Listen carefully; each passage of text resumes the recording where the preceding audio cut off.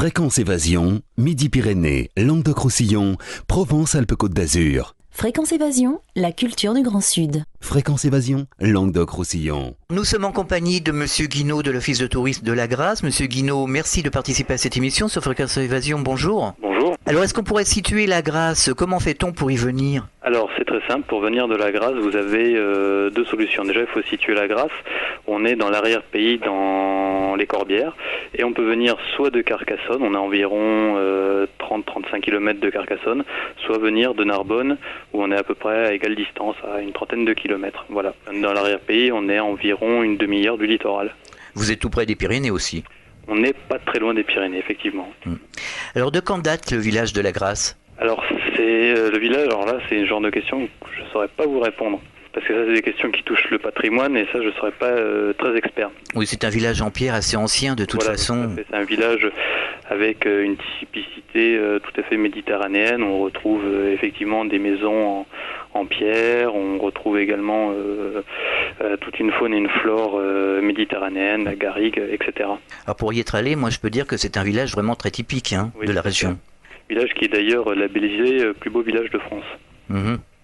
Et quelles sont les curiosités que l'on peut découvrir quand on vient à la Grasse? Alors, premièrement, je vous dirais qu'il y a l'abbaye à visiter, une abbaye bénédictine Sainte-Marie d'Orbieu, qui est évidemment incontournable, avec son clocher, son cloître, ses trois absidioles, pour lequel je ne m'étendrai pas parce que la visite parlera d'elle-même. Et deuxième chose à voir, qui est également incontournable, c'est le village. Le village qui est, donc, comme je vous disais, classé plus beau village de France, où on retrouve dans le village différents monuments classés, et également vous retrouvez dans le village tout un tas d'échoppes d'artisans d'art. Alors justement, parlons des artisans. Quels sont les styles qu'on peut découvrir? Quelles sont les sortes d'artisans que l'on peut voir à la Grasse? Alors, au nombre des artisans, vous allez retrouver dans le village de la Grasse des travailleurs sur cuir qui donc élaborent différents produits à base du cuir, donc des ceintures, des chaussures, etc. Vous avez également un tourneur sur bois qui fait des différents objets avec tournés. Vous avez également des potiers. Donc là, vous retrouvez toute une sélection de poteries dans le village, et vous avez également des peintres céramistes, différents aussi ateliers de vitraux. Voilà, ce sont un peu les différents artisans que vous pouvez retrouver dans le village. Je suppose qu'il y a peut-être une rue piétonne ou des petites places comme ça. L'ensemble du village, je dirais, et piéton, si vous voulez, on retrouve... c'est une typicité un peu de ce genre de village. C'est des villages donc médiévaux. Vous pouvez vous balader sans problème à pied dans toutes les différentes ruelles. Est-ce qu'il y a des spécialités que l'on peut déguster à la Grasse particulières, ou les spécialités du sud de la France, de la région? Je dirais qu'il n'y a pas vraiment de spécialité propre à la Grasse. Par contre, vous avez toute la cuisine méditerranéenne, la cuisine traditionnelle qu'on peut retrouver à la Grasse, la cuisine à base de sanglier, à base de vin, parce que bien évidemment, on est dans une région où le vin est largement mis en avant.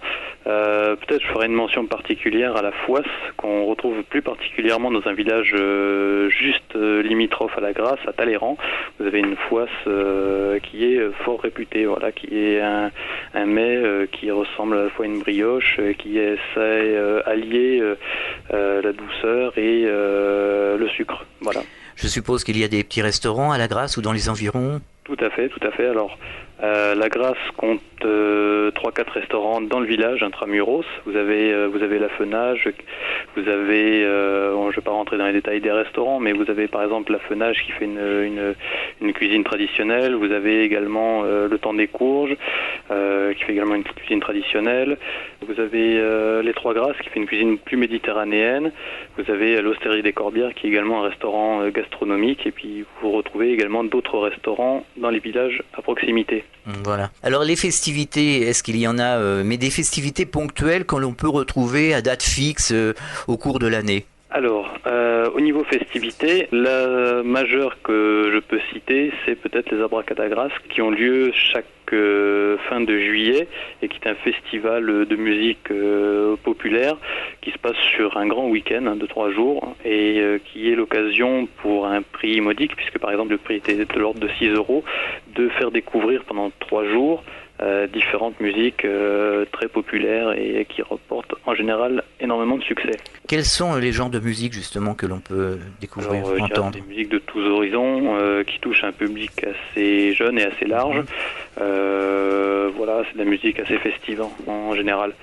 Alors, je suppose qu'à Noël, par exemple, il y a des festivités, des marchés de Noël peut-être Alors, aussi? non, par contre, on n'a pas de marché de Vous Noël. n'avez pas de marché de Noël? Par contre, ça me fait penser à une chose, c'est que on a une chose très réputée à la Grasse, c'est les brocantes qui se passent le 3e dimanche de chaque mois de juin à octobre et qui rencontrent énormément de succès, qui sont largement plébiscités par les touristes.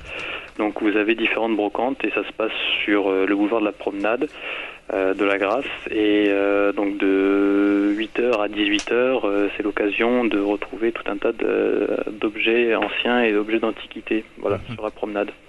Quelles sont les capacités d'hébergement que vous offrez aux touristes?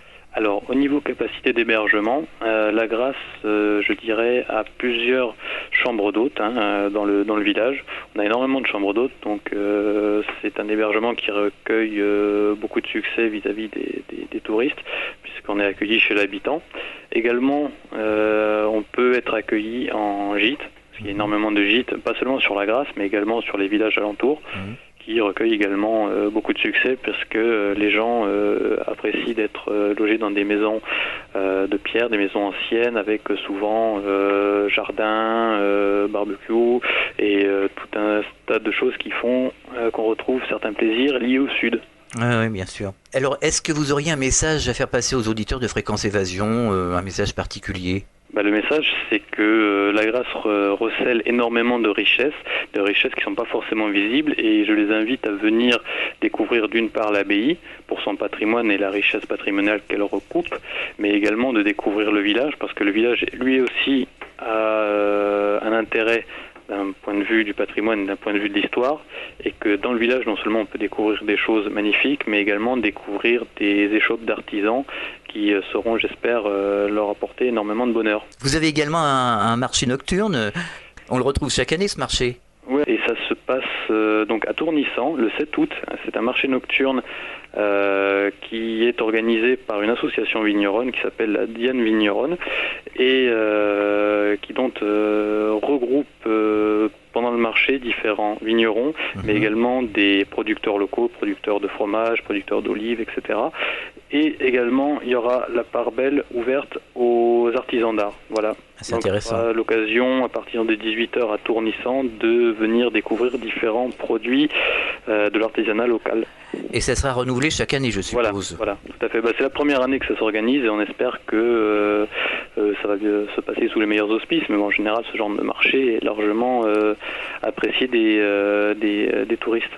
Est-ce qu'il y a des Parisiens, des gens des grandes villes qui viennent s'installer à la Grasse, je ne sais pas, pour la retraite ou parce qu'ils ont trouvé un travail dans la région Alors, je dirais que la Grasse est largement plébiscitée par les Anglais qui voient dans la Grasse un village avec un fort accent méditerranéen. Comme je vous disais, on retrouve la vieille pierre, on retrouve les oliviers, la vigne et tout ça, et elle est très très appréciée des Anglais qui souvent voient dans le village une manière d'avoir une maison secondaire, voire une seconde résidence, parce que la Grasse a cet immense avantage et atout d'être juste à une demi-heure de Carcassonne, et à Carcassonne vous avez une liaison régulière entre Carcassonne et Londres, ce qui fait que on a environ une heure et demie pour venir de Londres à la Grasse. Voilà, donc ça permet